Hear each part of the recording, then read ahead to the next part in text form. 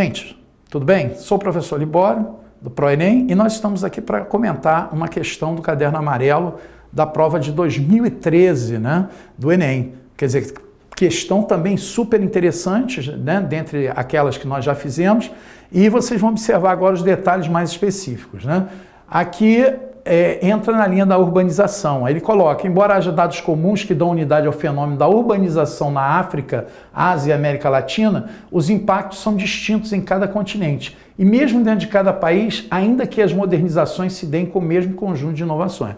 Então, a urbanização se entende o quê? O crescimento acelerado da população, né? E às vezes até desordenado, né, gente?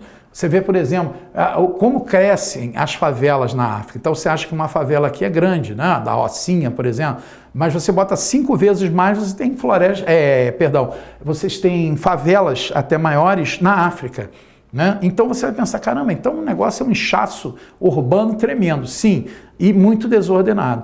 Eles chamam macrocefalia urbana, tradicionalmente. Vamos lá. O texto aponta para a complexidade de urbanização nos diferentes contextos socioespaciais, comparando a organização socioeconômica das regiões citadas à unidade desse fenômeno. É perceptível no aspecto espacial em função do sistema integrado que envolve as cidades locais e globais.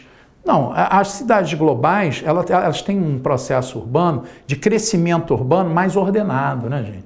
É o caso de Londres, é o caso de Tóquio, né? No Japão, é o caso, por exemplo, de Nova York, nos Estados Unidos. Então é outro nível. Aqui ele está falando de África, de América Latina, né? De Ásia. Então são aqueles países com mais deficiência de organização espacial. Então, sem chance para essa aí. Gente, essa questão cultural, em função da semelhança histórica, a gente já viu que não, né? Não existe semelhança entre a Ásia, a África e a América Latina em certas condições de ocupação. Por exemplo, a Ásia tem 3.000 anos de civilização, né? Quer dizer, a África não tem o mesmo tempo e nós fomos descobertos em 1500, né?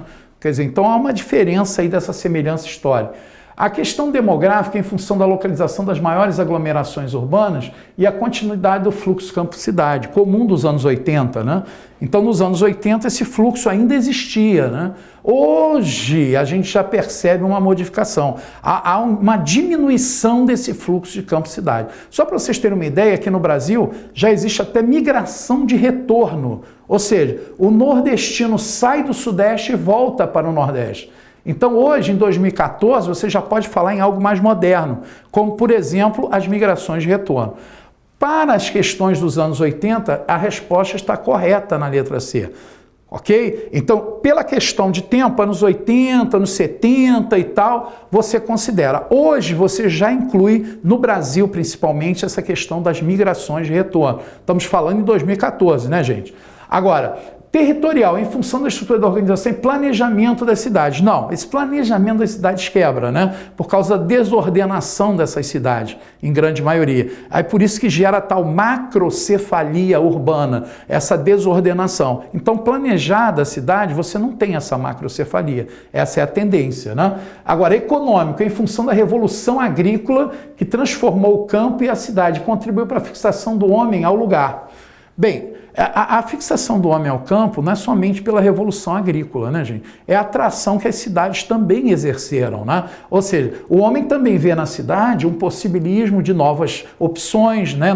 Novas condições de lazer, melhores condições de habitação. Então, consequentemente, ele limitou a resposta aqui a uma revolução agrícola, para você ter o desenvolvimento urbano. Então ele ficou bem limitado nessa questão, né? Quer dizer, ele começou de um lado, mas poderia ter ido para o outro e tornar uma questão mais ampla, né? Nesse caso, a letra C cobre melhor essa resposta com o demográfico ali. Então vamos dar uma olhadinha aqui, ó, a letra C, né?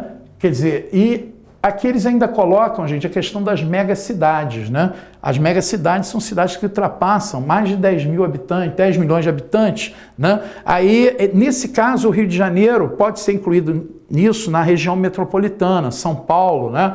Então, são megacidades, mas cidades que crescem desordenadamente, tá ok? Então, confirmando com vocês a letra C. E agora nós vamos ver mais uma questãozinha, né, do caderno amarelo, da próxima vez com vocês, é de 2013, tá ok, gente? Valeu!